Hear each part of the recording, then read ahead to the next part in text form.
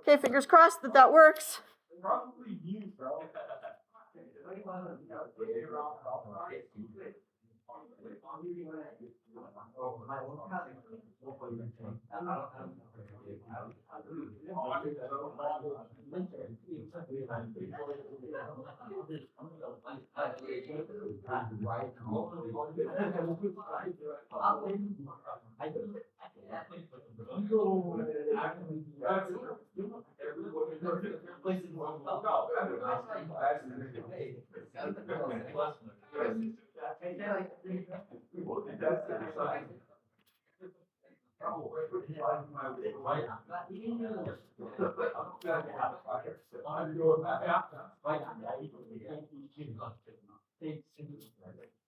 Did you guys get what I got?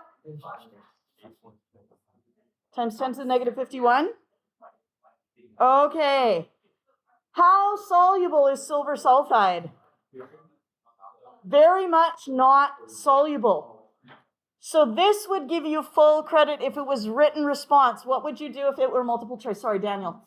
Oh, I have two questions. Yes. Do you have to write KSP equals the concentration of products over reactants? No. Okay. You never have to write products over reactants. You just have to write the concentration things. Yeah. And for the concentrations of each of the substances, do you have to write the unit?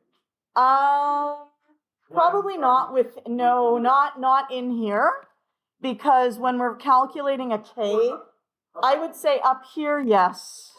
And I probably should have put molar there. Yeah. What would we have done if we wanted to save time in the multiple choice section? Elliot. Yeah, KSP is equal to 4x to the power of 3. That's anytime you have an A to B or AB2. 2 to 1 or 1 to 2 ion ratio, and you would just stick your solubility, molar solubility, in there. Is good? Okay. I think that's it. Yep. 3.3c. Does a precipitate form? Do we want to watch this video? Okay, shall we watch the video? Okay. Okay. This is on page 63, page 63. 6-3. Are we watching the video? Yep.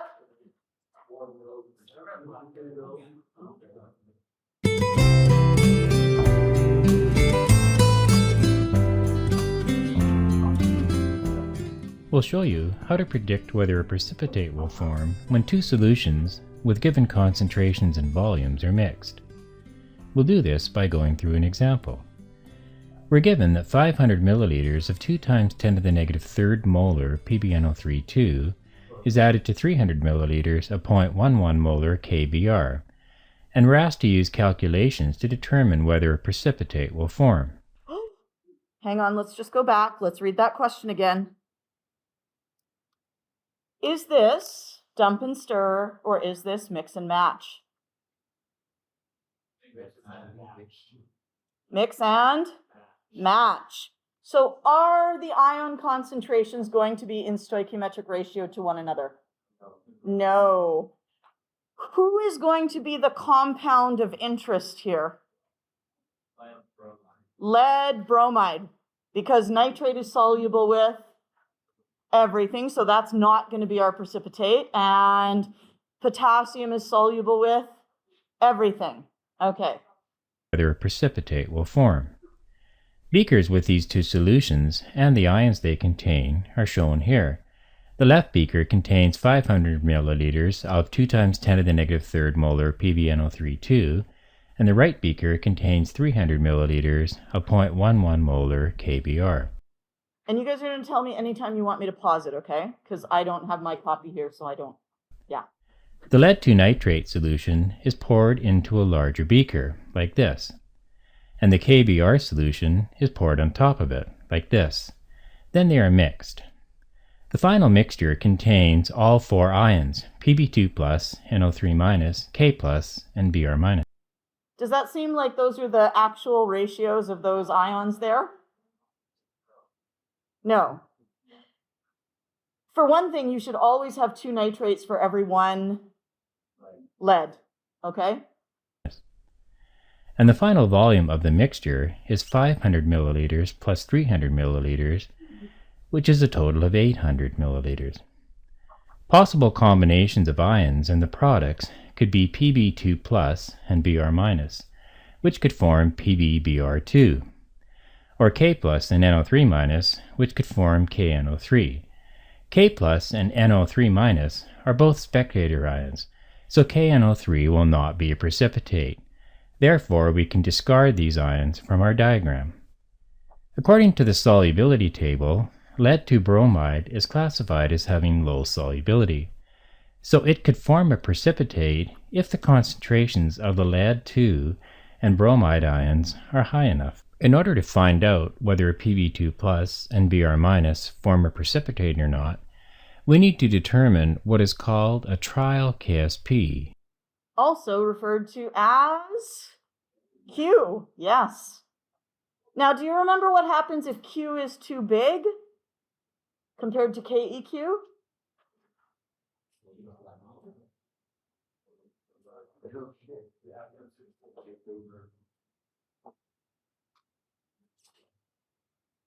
If Q is greater than KEQ,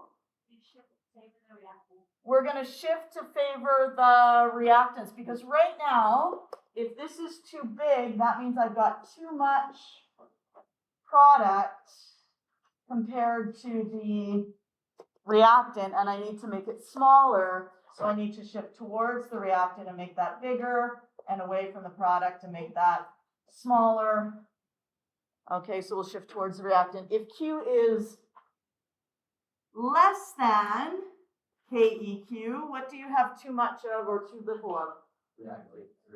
You have too much reactant in this case, and so you would shift towards the products. For PbBr2. The trial KSP is sometimes called K-trial, experimental ion product, or simply ion product. Here we'll call it's also called the trial ion product, or the TIP, or the Q. So you can call it any number of things. Like, it's got a million names. Doesn't matter. Yes? Pardon me? They probably won't call it anything. They will simply give you a question like this, and you get to choose what to call it. Okay? it the Sorry?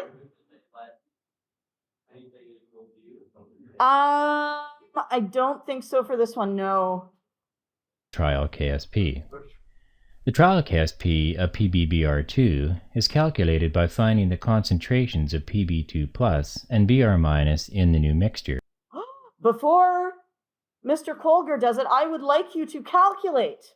Find yourself a little piece of paper and calculate the new concentration of lead and the new concentration of bromide in your mixture. That's a dilution calculation, which we just reviewed last day. Go. Get some paper if you need it.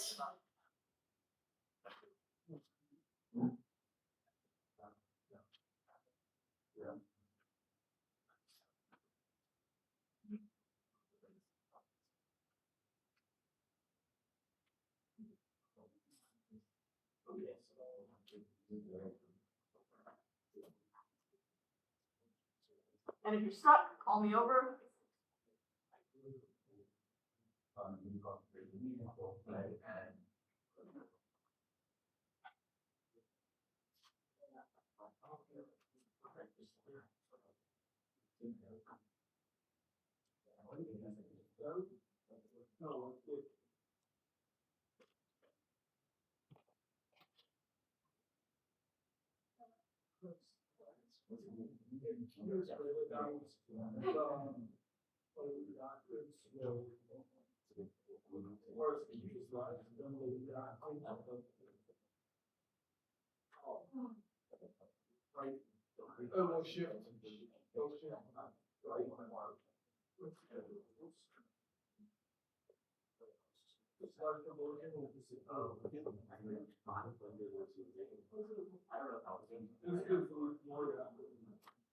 Yeah, what was the original volume?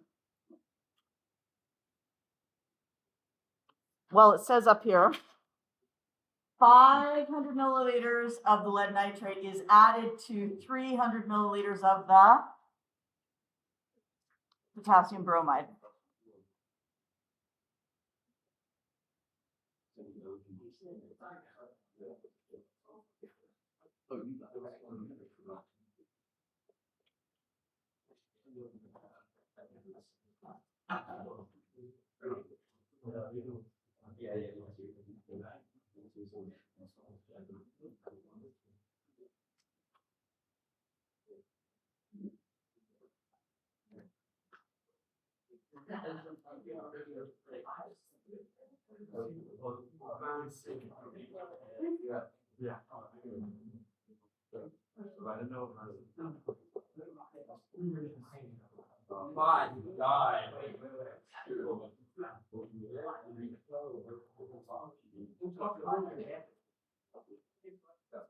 Is good?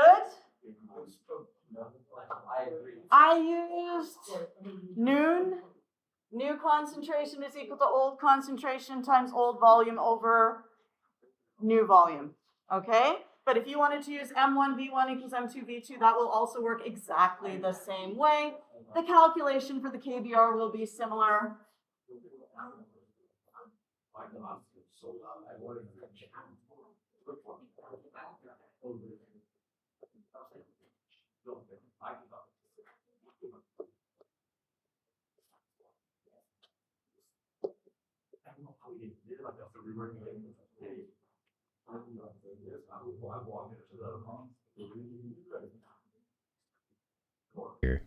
And inserting these into the KSP expression for PbBr2. It is called trial because these concentrations are not at equilibrium. Here's how it works. If the trial KSP is smaller than the actual KSP for PbBr2, then no precipitate will form. But if the trial KSP is greater than the actual KSP, then a precipitate will form. Okay, and that really relates to what we were saying for if Q is greater than KEQ, we have too much product.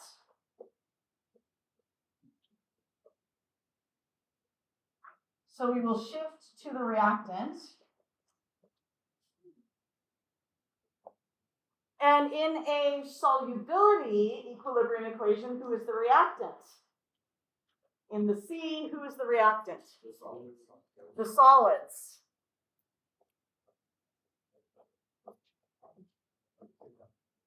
And so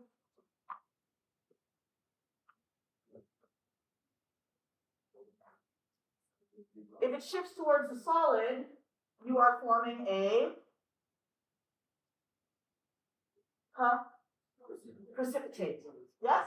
If you form the solid, you're forming a precipitate. And if Q is too small, it means you don't have enough ions, you don't have enough of the product to form the precipitate. Is good? Cool. In order to calculate the trial KSP, we need to find the concentrations of Pb2 plus and Br minus in the new mixture. The source of Pb2 plus ions was the 500 milliliters of 2 times 10 to the negative third molar PbNO3-2. When it was mixed with the other solution, the PbNO3-2 solution was diluted from 500 there we go. Initial concentration and volume. You can also write M1, and C2 V1, and B2 M2, are the V2 final C1, concentration V1, and C2, volume. V2, C standing for Solving for the concentration. final concentration, C2, solutions plus 100 milliliters, 100 over 800 in the new mixture. In order to determine the trial KSP, we start by writing the solubility equilibrium equation for lead to bromide, PbBr2. We use this to write the KSP expression for PbBr2 here. Because we're using concentrations of Pb2 plus and Br minus, which are added to a new mixture but are not at equilibrium, we call this a trial KSP. We substitute 0.00125 for the concentration of Pb2 plus in the trial KSP expression. And we substitute 0.04125 for the concentration of Br minus in the trial KSP expression here, remembering that the concentration of Br minus is squared in this expression. So to calculate the trial KSP, we take 0.00125 and multiply it by 0.04125. So here's where people sometimes go wrong, okay? They look and they say, my bromide ion concentration is 0.04125, and then they look at this and they say, I must now multiply it by 2. But if this is your bromide ion concentration, is your bromide ion concentration twice that much? No. If I have one calculator, do I have two calculators? No. That's exactly how it works, right? If you have calculated your concentration of bromide, it's not going to be twice as much. It won't be 3 times as much. It won't be half as much. That is the concentration of bromide. Is good? Okay, I know it sounds stupid, but it is like, oh my gosh, I would say 75% of people in my regular class make that mistake.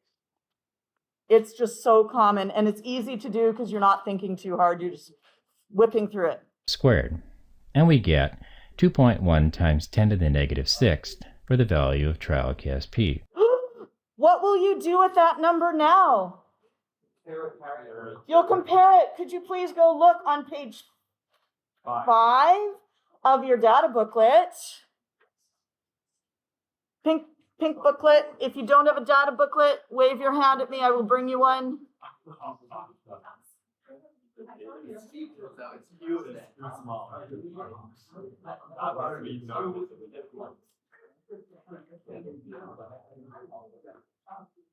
Oh, that's not There you go.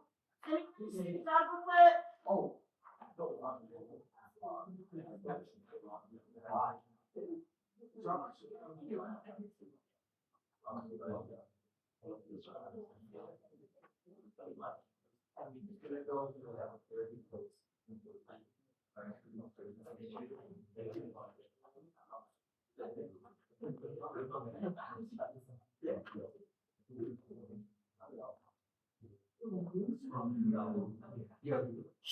Okay, what are we comparing? We have 2.1 times 10 to the negative 6, and we're comparing it with?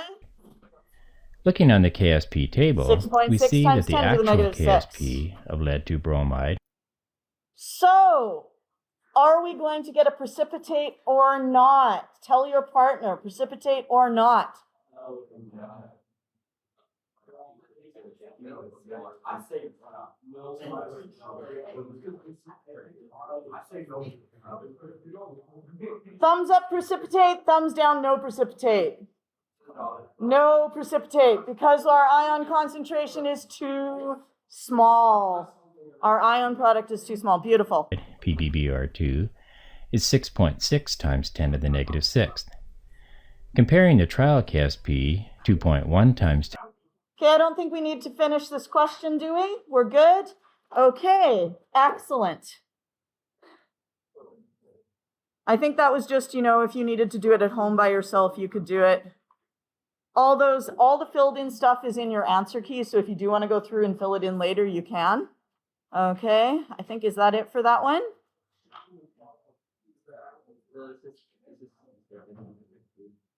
Do you guys want to try example 1? Yeah? It's on page 67.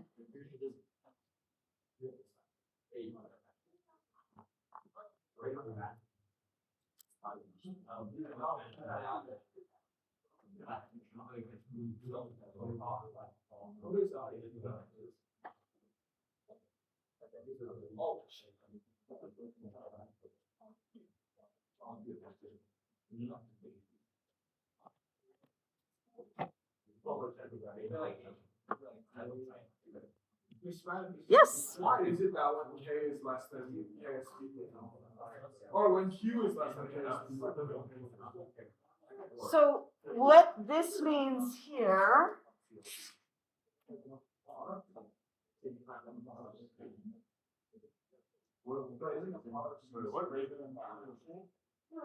what it means is that if Q is too small,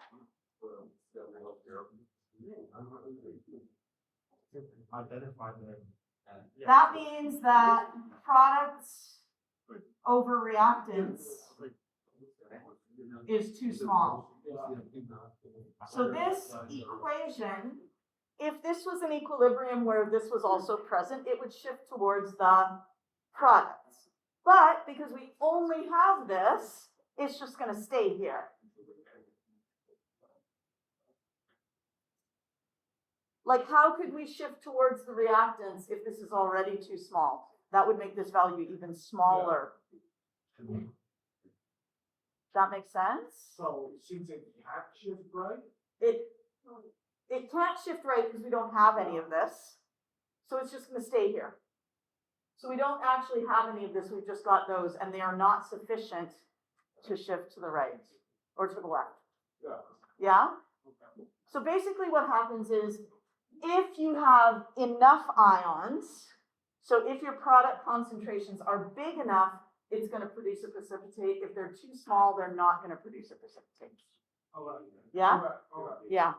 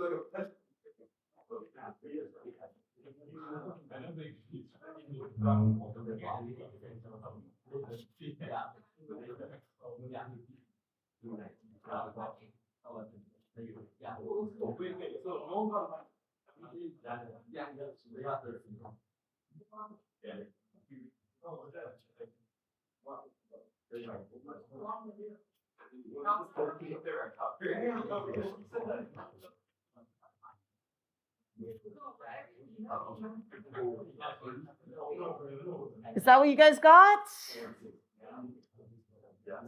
Yes? Are we good? Questions?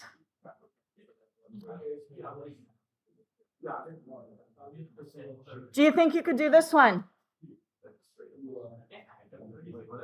Do you feel like you need to do this one? Probably. Let's do this one. Do it. Example 2, page 67.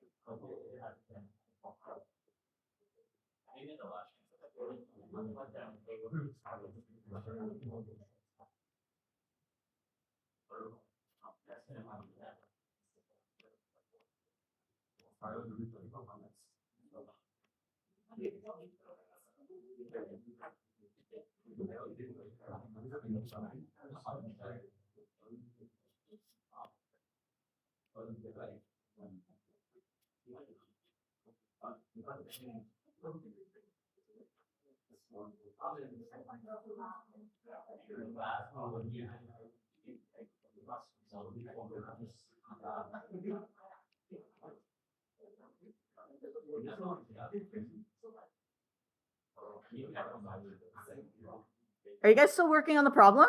Yes.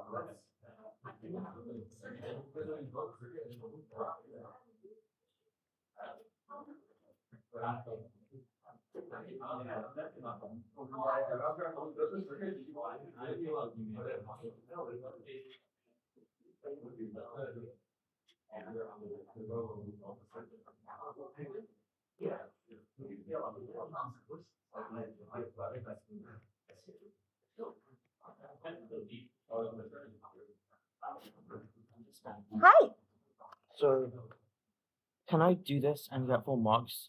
Yep. To assume that this is M2. Yep, Okay. yep.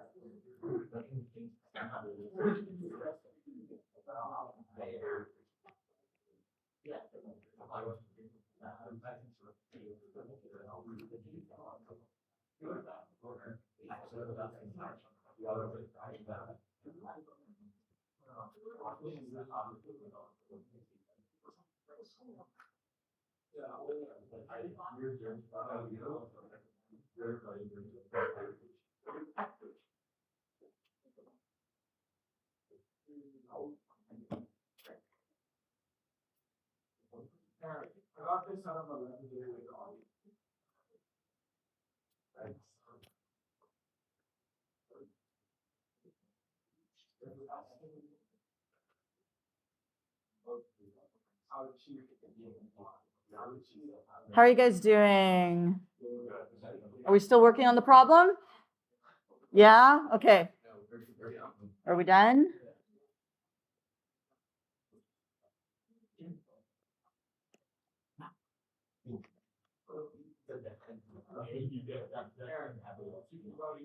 I got 12.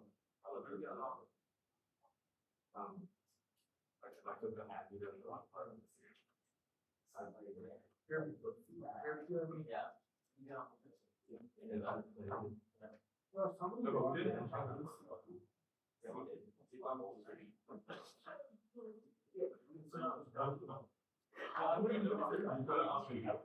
Yes, Rigel.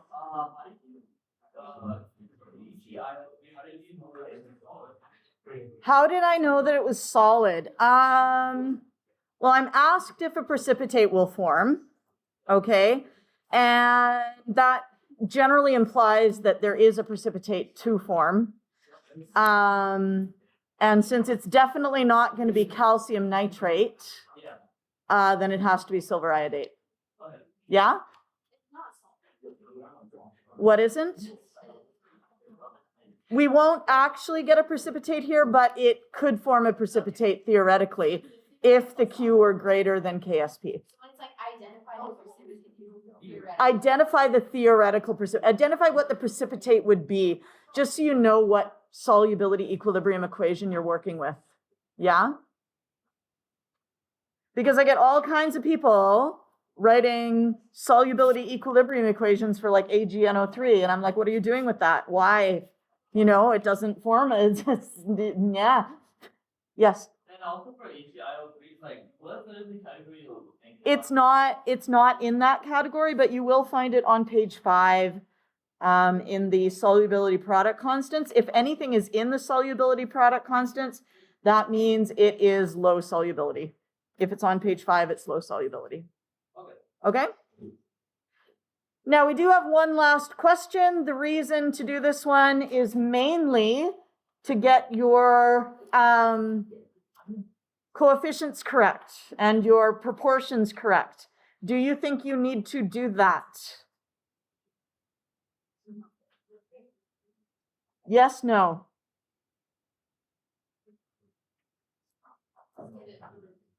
Save it for review. Sounds good to me. Page 70.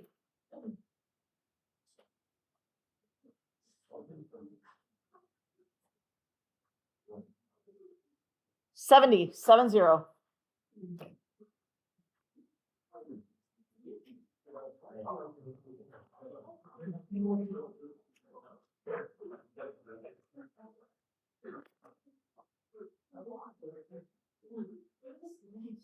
This is the question where you need to write a let statement. Okay? You need to write a let statement. You're going to say, let X be the molar solubility of AB2X, or whatever compound it is. Does that make sense? Yes.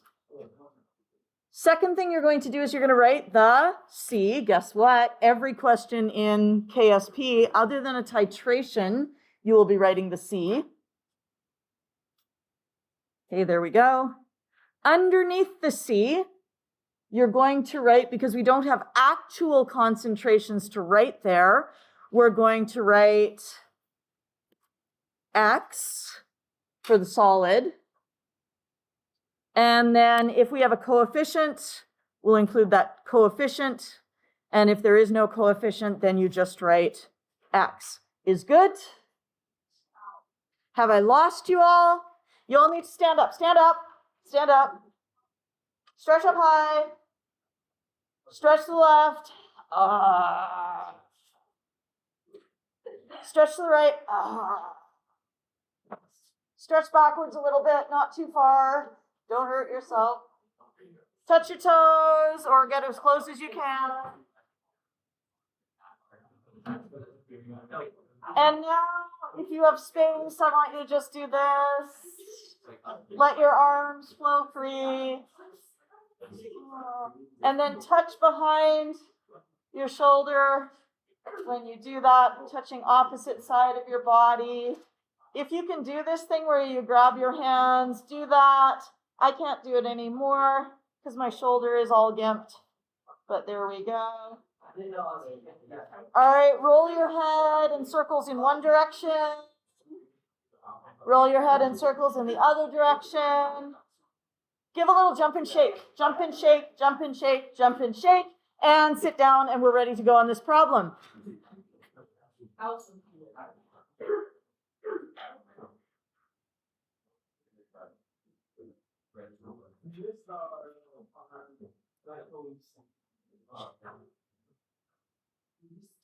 We're focusing now. Write the let statement, write the C. Underneath the C, write the X's. Write the KSP expression, plug in the KSP and the X's. Your KSP either has to be given in the question, and certainly on the AP exam, it will be given in the question, or if it is on the regular test, you can look it up in the data booklet. You will need to use some algebra. Okay, so make sure your algebra is okay. All right, so we have KSP equals A squared times B, plug this in from, you know, your data table or whatever. Plug these in. Now we do have 2x because, is this a dump and stir question? Find the molar solubility of find the KSP of A2B. Yes, it is a dump and stir. Okay? It's only mix and match when you're given two compounds and really asked to see if there's a precipitate forming. Okay? And then you plug those things in, you get 4x squared equals times x equals 3.5, 4x cubed. Now, if this were a multiple choice question, would you need to do all of this stuff? No, you would simply say, oh, I have a 2-to-1 ratio, therefore KSP is equal to 4x cubed, where x is the molar solubility. But if you're gunning for getting 4 out of 4 on a written response question, you want to have let, the C, the x's, the KSP, plug in the x's, and then do your algebra. How much algebra do you need to show? You basically just need to show this step here. And in theory, you just have to go to that step there, but it depends on, just show as much as is useful to you, okay? And then x, we let x be the solubility of A2B, so that is 0.21 molar. Could you please find the molar solubility of AgI? Showing all your work.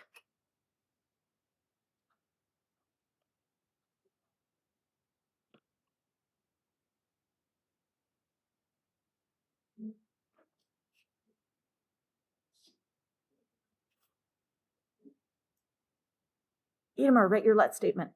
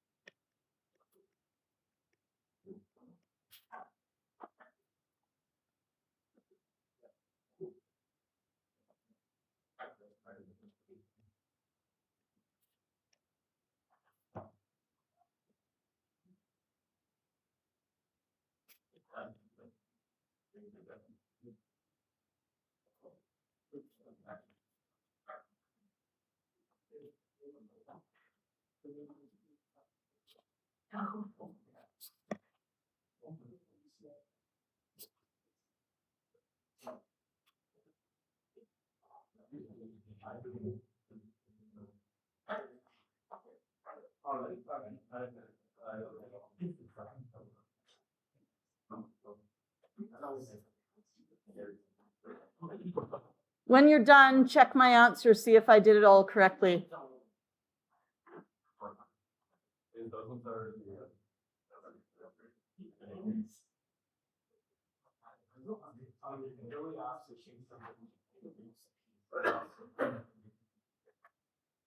Let me know if I did anything wrong.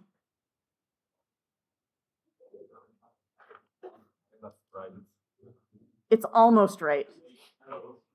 I'm missing a unit. Yes, I am. Solubility is the concentration of a saturated solution, so it needs to have molar.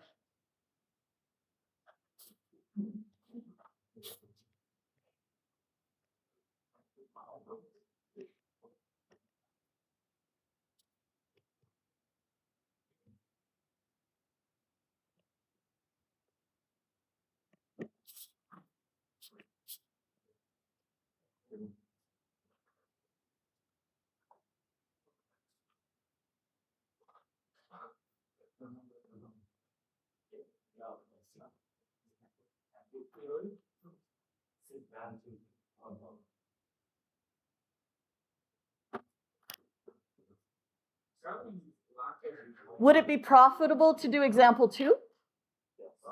Yes? Would it be edifying? I do not know that word. Edifying means like it's good for your brain. Of course, yes.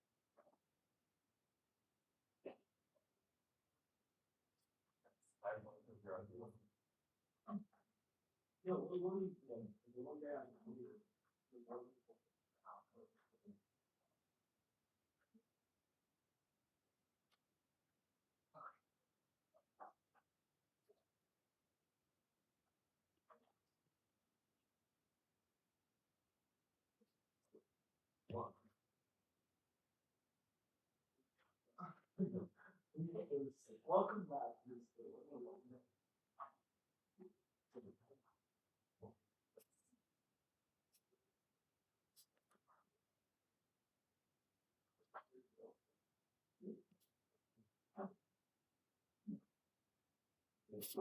Yes.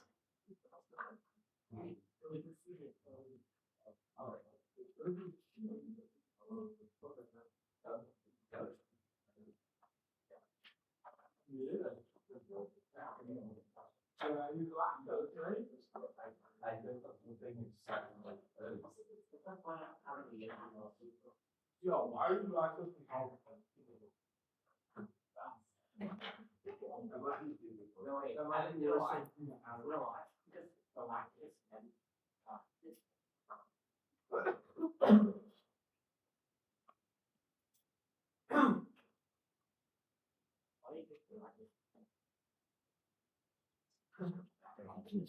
Yeah, all good.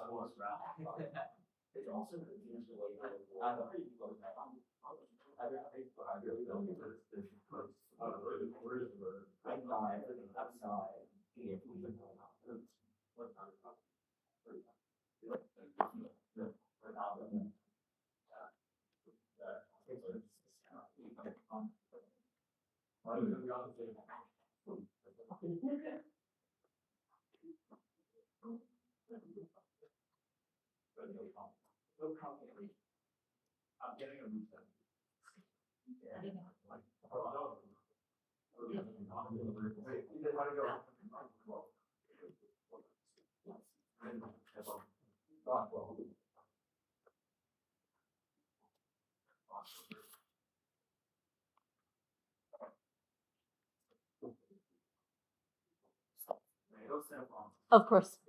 Let me know if I got it right.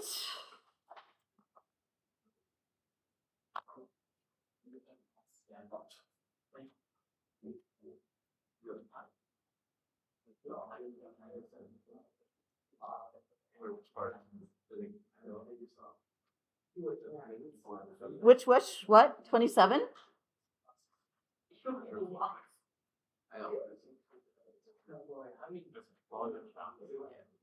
Did I do FeOH3 wrong? No, I just got one mistake, but it's the same. Oh, okay. Yeah, yeah.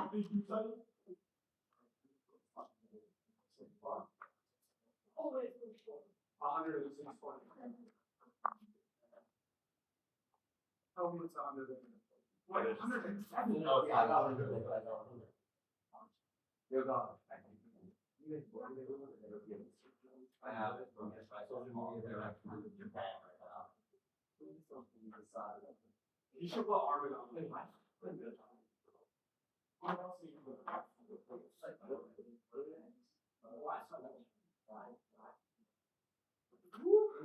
So, is this all good?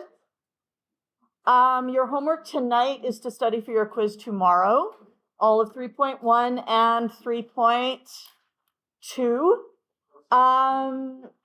I will, once you're writing your quiz tomorrow, I'll put up the homework that relates to this stuff. So that'll be the homework from Thursday to Friday. Okay?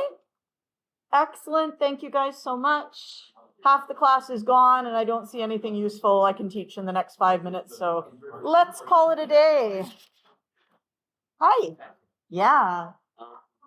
It's about this one. Yep.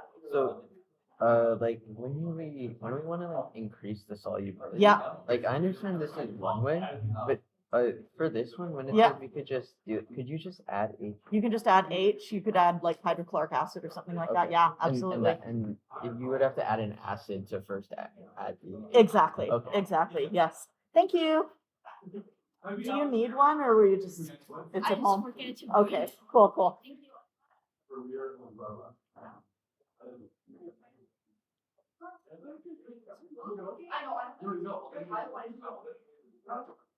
This is so tragic, bro.